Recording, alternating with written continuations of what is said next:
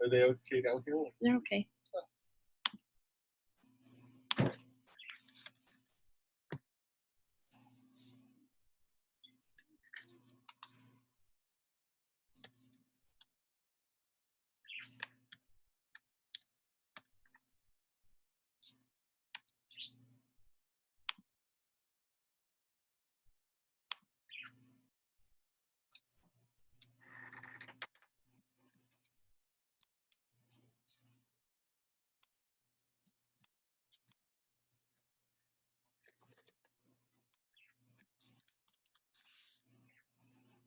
Good.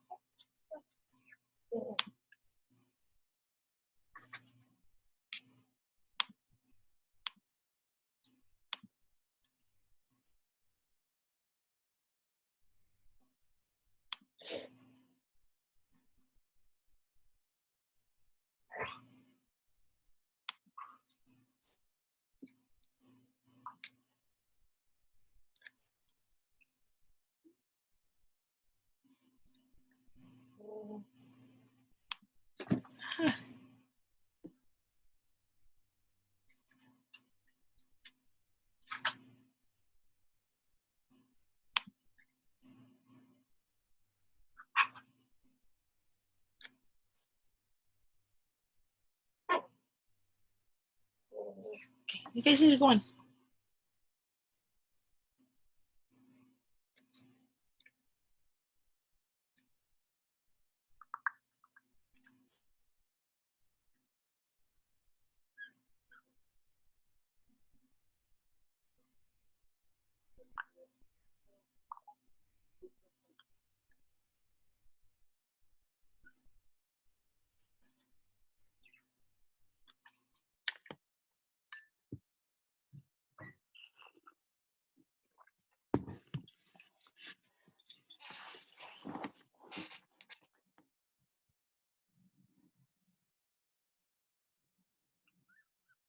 Can you hear me? I can hear you. Can you hear me? I can now, yep. If I took mine a while to load, I think was the problem. All right. It says it's recording.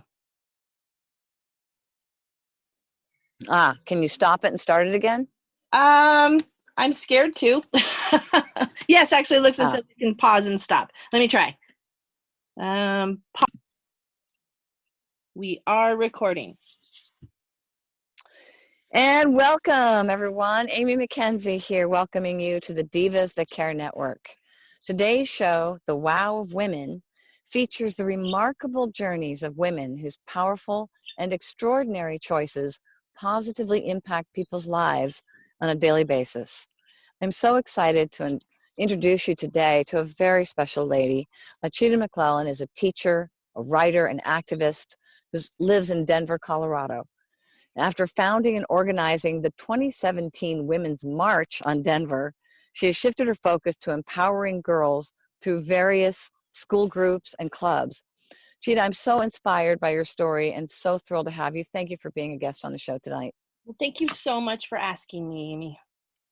Yeah, no, it's really a pleasure. And, you know, I'm fortunate that I've gotten to know you for many years and seen you just continue to grow and expand and take on new things over and over and over again. And the thing that I love about this show is that we as women get to inspire each other to do more than we thought we could and to continue our journey through having children, which you have 2 wonderful children, and you know, all the ups and downs of life and its challenges, and to never stop learning.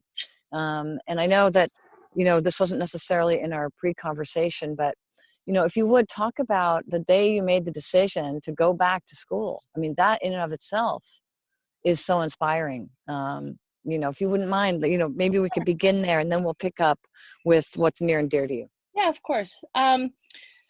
So it's funny because I always wanted to be a teacher. Even when I was, a little tyke myself in first grade, second grade, I would boss the neighborhood kids around and, make them do their ABCs, and I would give them assignments and things like that. Right. So my stepmom always jokes that like she always knew I was going to be a teacher. Later on, as I went, after I graduated high school, I went right into school and I started taking classes to become a teacher. And my husband, who was not my husband back then, but was a really good friend of mine at the time, his mom was a teacher, and he had this very candid conversation with me about, when you're a teacher, you don't really get to teach the way you want to, and there's tons of red tape, and, there's all this just, diplomatic kind of stuff that you have to deal with. And of course, being 19 and impressionable at the time and totally crazy about him already, I was like, oh, you're right, I don't want to be a teacher. And so then I embarked on this like journey of becoming a mom, and then an astrologer and a writer. And then it was that mom piece that put me back into the classroom. I started volunteering in my kids' classrooms, basically from day one with both of them. And it got to the point where I was in the school all the time. And one day the school secretary said to me, would you like a job? You're here all the time anyway. And I was like, sure, and so I started doing just teacher assistant style stuff. And then, as I mentioned in the piece that I sent you yesterday, I happened to see this episode of Oprah.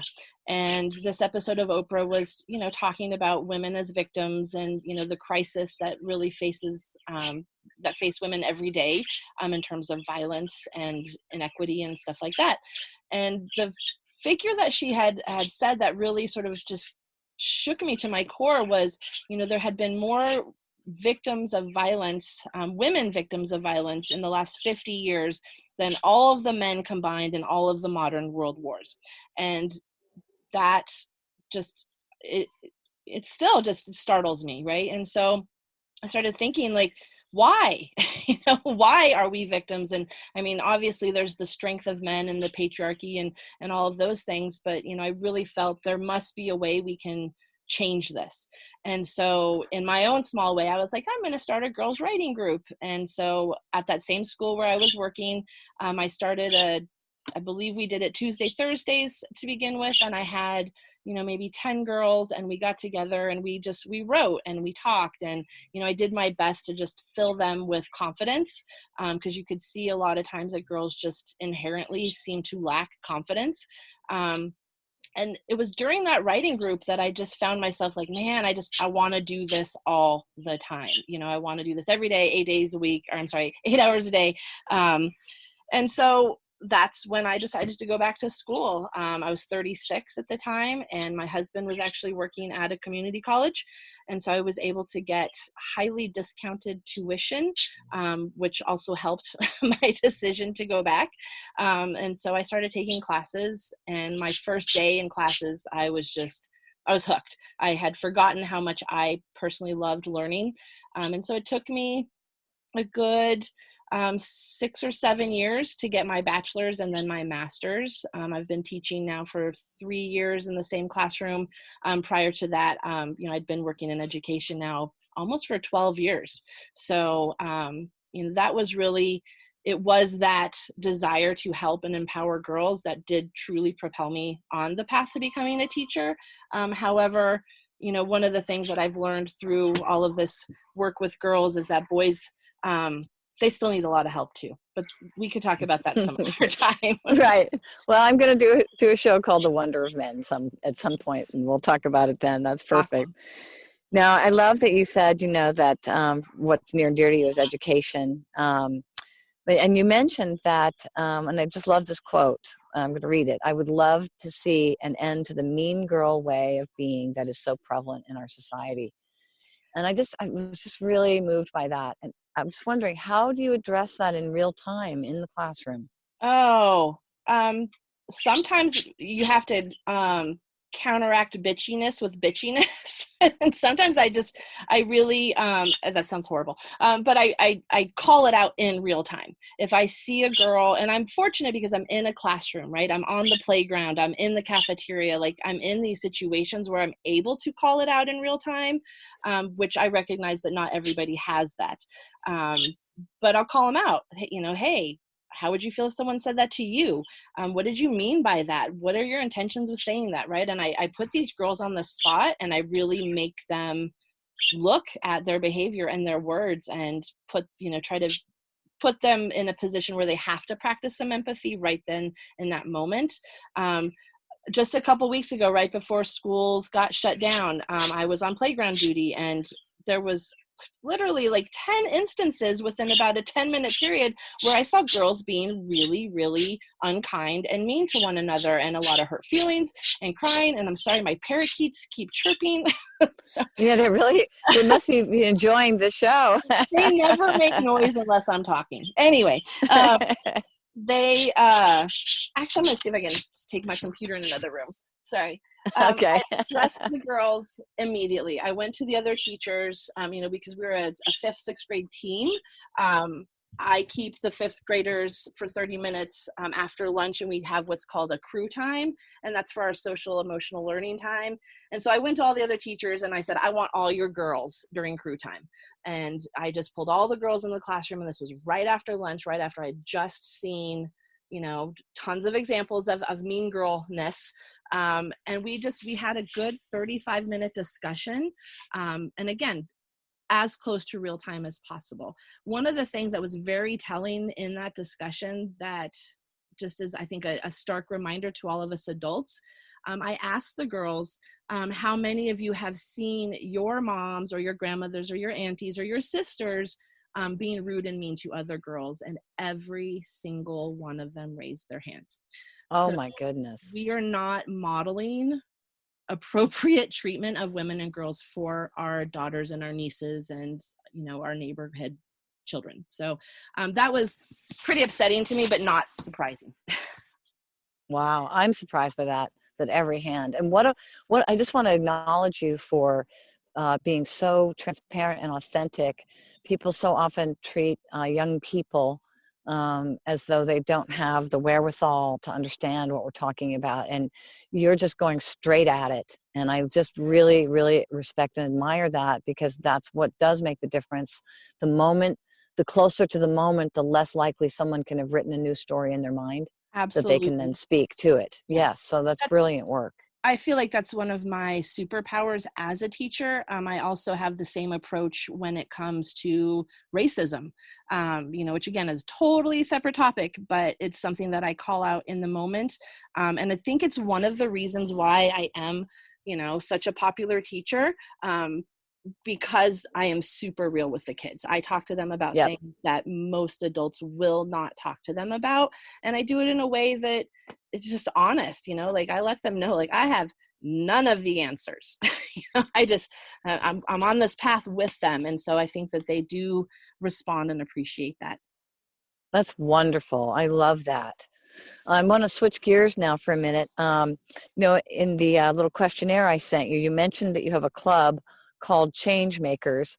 And I just, it's really very interesting synchronicity. Our producer, Candace Gish, who conceived Divas That Care, has the Change Makers Cafe.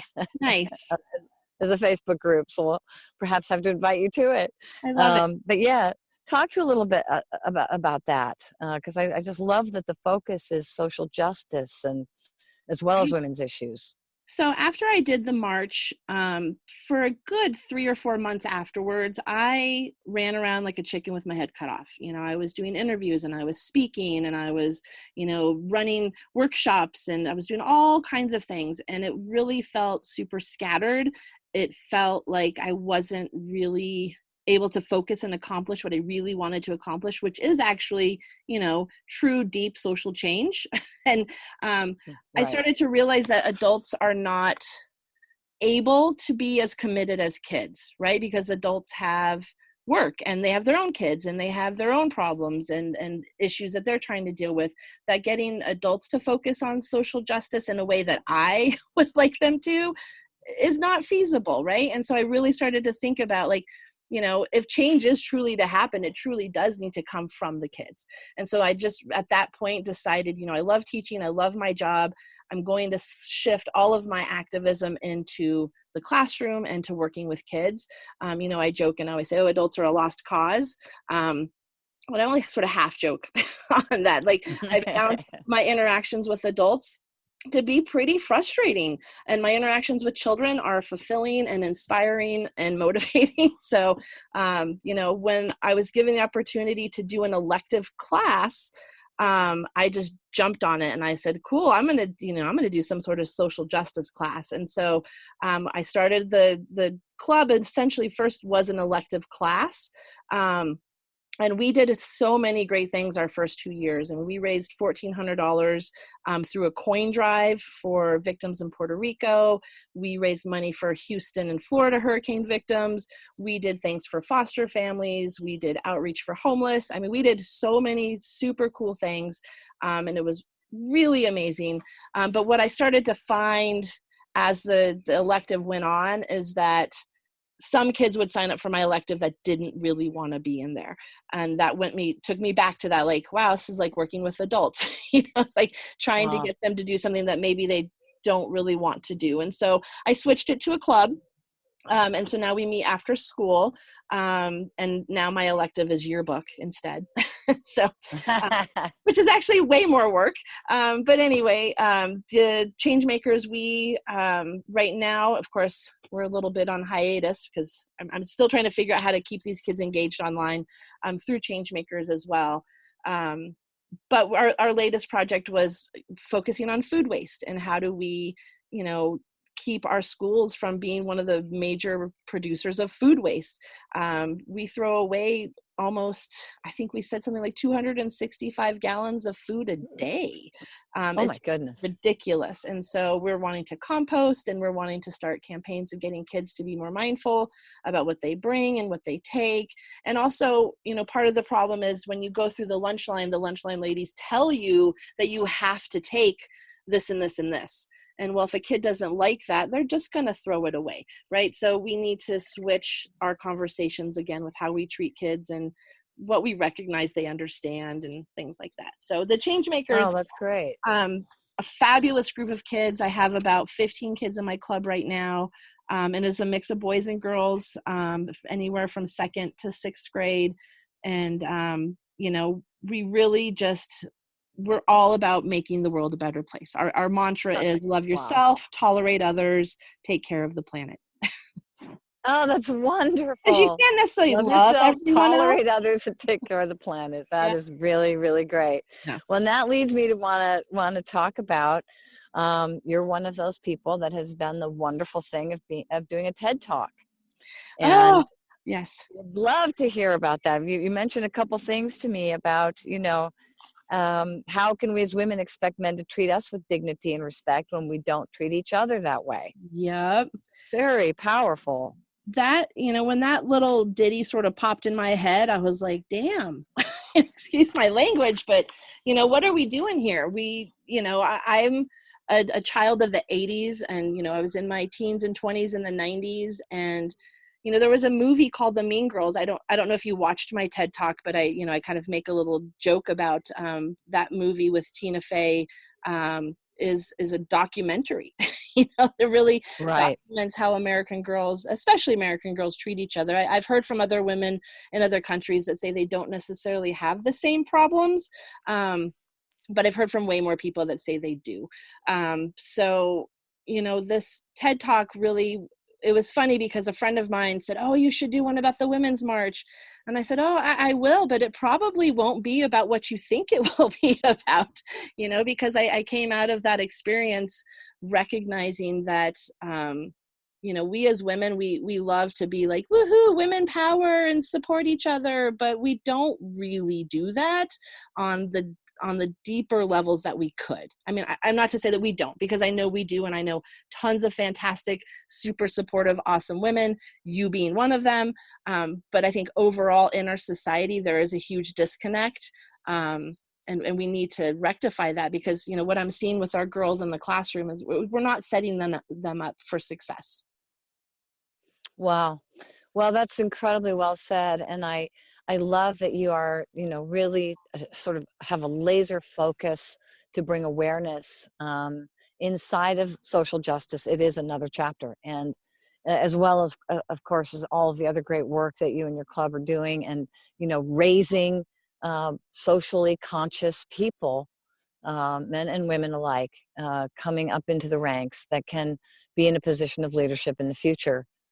And have that in the forefront of their mind. It's a huge contribution that you're making, and it starts in our backyard, which is exactly what you're doing. So thank you for that. Well, of course. And I'm gonna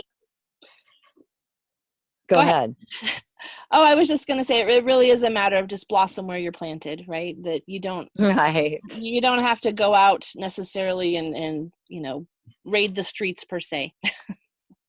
Right. Oh, that's beautiful. Right. And it's, you know, nothing we haven't heard, but it's so important to be reminded of it, because sometimes it does feel potentially like our labors are fruitless because we're only touching a small group, but that is the only true place that we can affect change.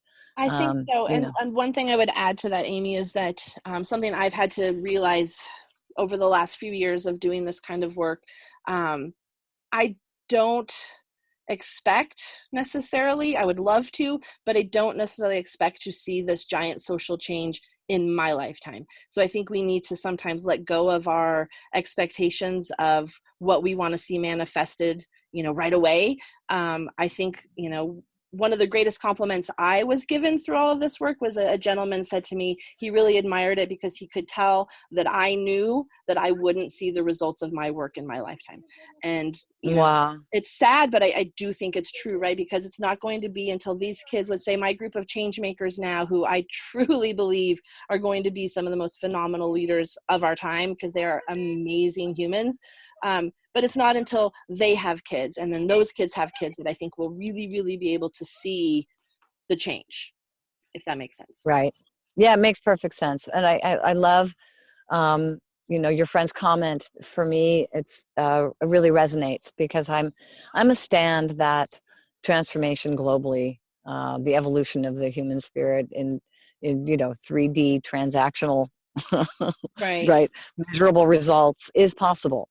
Yes. And that's, you know, a far cry. But I understand I may not see it in my lifetime, but I'm a stand that we get so close that we understand now that it's inevitable. That's the transition that we can make in our lifetime, that it becomes clear it is inevitable.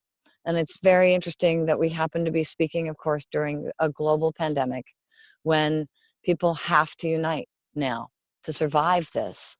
And it's going to change the world. It already has. And if we can come out of that with that understanding of, you know what, we can and we will transform Yep. as a result of that. And again, it began in your backyard, blossom where you're planted, which Right. is exactly what you are doing, what you have been doing, and why you are so remarkable, why I was so inspired to want to interview you, because I know you will touch a lot of people's hearts. But before I let you go, I just want to nudge you a little bit. What's up next? Well, as I mentioned in my questionnaire that I sent you, I am just in the very, very, very beginning stages. Honestly, I've just like been taking some notes and making some outlines. I'd love to create a book series that mothers and daughters can share. The idea would be that you watch a character grow, and so the when the character is a young girl, those are the books for the young girls, and as the character blossoms into a teenager and a woman, there'll be books for teens and books for women, but we'll be following the path of, you know, some female characters. I'm not sure at all how I'll pull that off. I have no idea. But my thinking is, once again, that as mothers and, you know, aunts and grandmothers and sisters and friends and neighbors and all of that, that we really have to continue to connect with our young girls and young women, because that's really where the change is going to happen. You know, I still find myself, you know, wanting to partake in a little bit of gossip, or wanting to, you know, a little bit of my own mean girl every once in a while crops up, because it's deeply ingrained in how I was raised, and I think in how most of us were raised. So, you know, really just trying to shift that. And of course, I love to read and I love to write. So to me, there's no better way to do that than, you know, again, through some education and some literature. Beautiful. Well, I'm thrilled. And, you know, our wonderful producer, Candace Gish, is now just starting a whole section of featured books for our guests and hosts to have as something we put forward in the world. So your future book will have a home with us, certainly, where listeners will be able to find it. Awesome. And yeah, absolutely. So before we close out, is there any last things that you wish to share? No, I would encourage your listeners to watch my TED Talk, because that's where I, you know, do the best of my blathering. That was an incredible experience, and I really feel like there was a big lesson that came out of it, which is, you know, we are incredible as women. When we work together, we accomplish amazing things.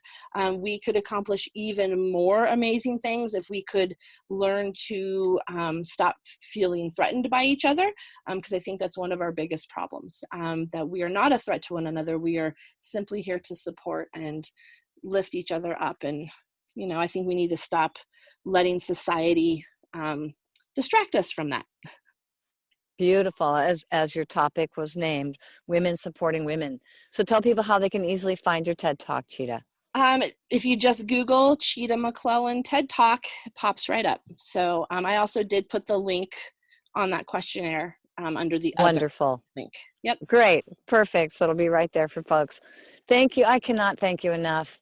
One, for taking the time, because I know you have a tremendous amount on your plate.